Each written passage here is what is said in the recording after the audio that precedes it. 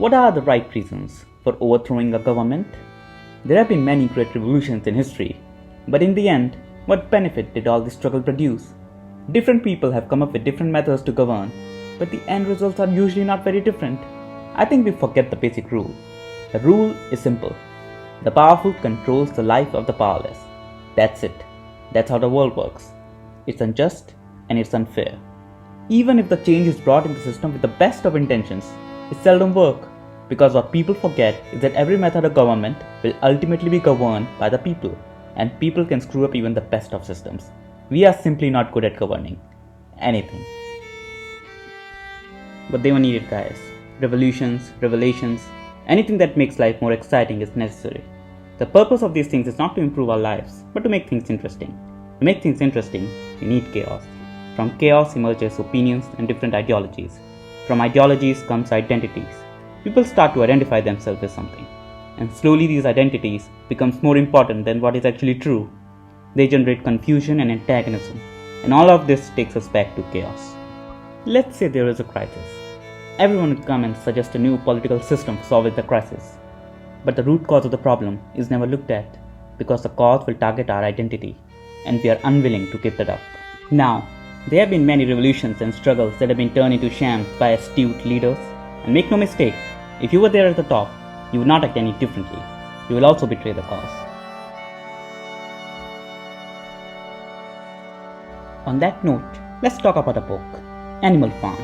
And why am I talking about it? I'll tell you why.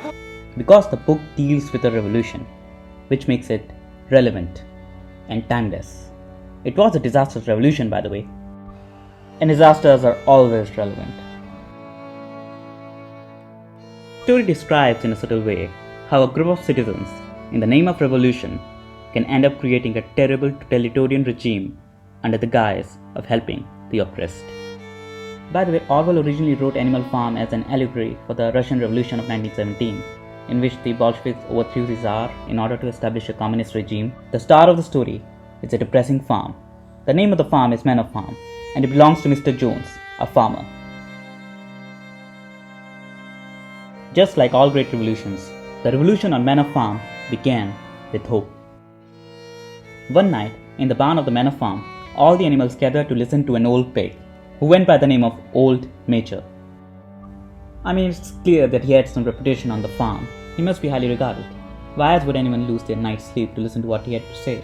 And he delivered an inspiring speech. He said, "Why do we continue to live in this miserable condition, comrades? Nearly the whole of the produce of our labor is stolen from us by human beings. There, comrades, is the answer to all our problems, summed up in a single word: man. Man is the only creature that consumes without producing. He does not give milk, he does not lay eggs, he cannot run fast enough to catch rabbits, yet he is the lord of all the animals. He sets them to work, he gives them back the bare minimum that will prevent them from starving, and the rest he keeps from himself. Man serves the interest of no other creature except himself. All men are enemies, all animals are comrades."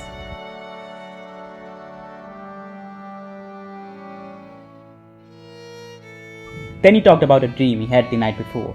He said, "It was a dream of the earth as it will be when man has vanished." Then he taught them a song called Beasts of England, which paints a dramatic picture of the ideal animal community of his dream.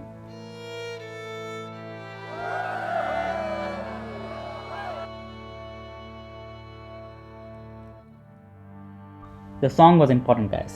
First of all, the farm was dull, so any entertainment helps. And second, songs can give you this false impression that something important is said. It can make you do things that you otherwise won't do. Animals on the farm tended towards its ideas, obviously. I mean, he made a great speech, he launched a new song. Why would anyone not like him?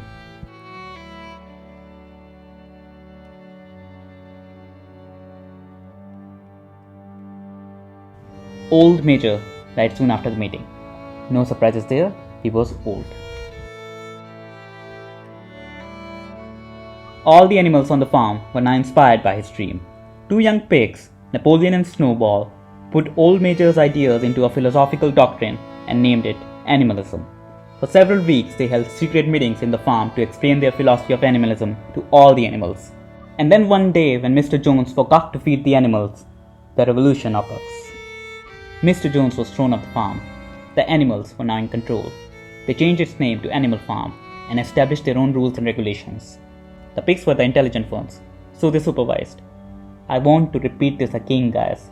The pigs were supervising. Napoleon and Snowball were making all the decisions for the animals, so obviously they favored the pigs. There was a third pig, whose name was Squealer. He was talented in the art of argument. He was used to spread propaganda in support of Napoleon. Propaganda is again very important, guys. Power needs men in shadows. You should be able to play with people's ambitions, desires, fears, anxieties. Only then you would be able to do what you want to do. Only then would you be able to command the powerless. It's hard to fill your head with your own thoughts when there's too much information around. No thought can penetrate the noise of words. Napoleon and Snowball drafted the 7 commandments of animalism and painted them on the wall of the farm. They were simple. Whatever goes upon 2 legs is an enemy. Whatever goes upon 4 legs or has wings is a friend. No animal shall wear clothes. No animal shall sleep in a bed. No animal shall drink alcohol. No animal shall kill any other animal. All animals are equal. After some time, Napoleon and Snowball began to disagree about the future of the farm. When Snowball announced his plan for a windmill that would create electricity, Napoleon vehemently opposed it. A meeting was called in which the idea of windmill was to be put to the vote. Snowball was proposing his ideas during the meeting when suddenly Napoleon summoned his trained dogs, who attacked Snowball and chased him away from the farm. After that, Napoleon declared himself to be the leader of the farm.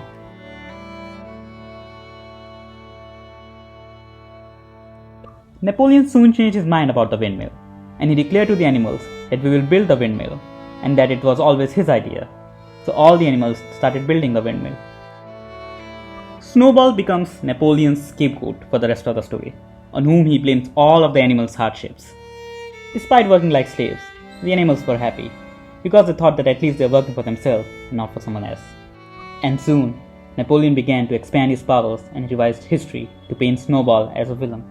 He began sleeping in bed and engaged in trade with neighboring human farmers. Over time, the pigs began walking upright, they started wearing clothes and drinking alcohol. At the end of the story, animals peer through a window of the farmhouse to witness a horrible sight. The pigs who rule over them have grown indistinguishable from their previous owners, the humans.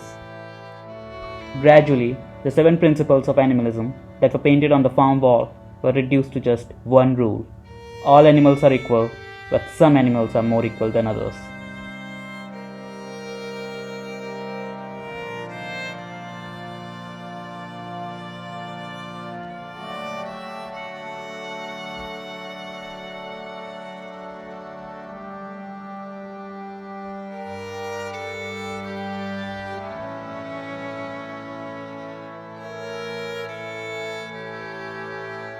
The creatures outside looked from pig to man, from man to pig, and from pig to man again. But already it was impossible to say which was which. The farm animals revolted to get freedom from the cruel humans. But now, some of their own have become so similar to humans that no one can tell them apart. The animals wanted to build an equal and happy society, but the inevitable occurred. The cause was betrayed. When pigs got power, they changed the system. Or maybe the system slowly revealed their true nature. Or maybe that's what power does, who knows. But interestingly, even after it was clear that their lives were not improving, animals continued to believe in the revolution that was ruthlessly exploiting them. But it's alright, guys. Everyone deserves the freedom to destroy their own lives.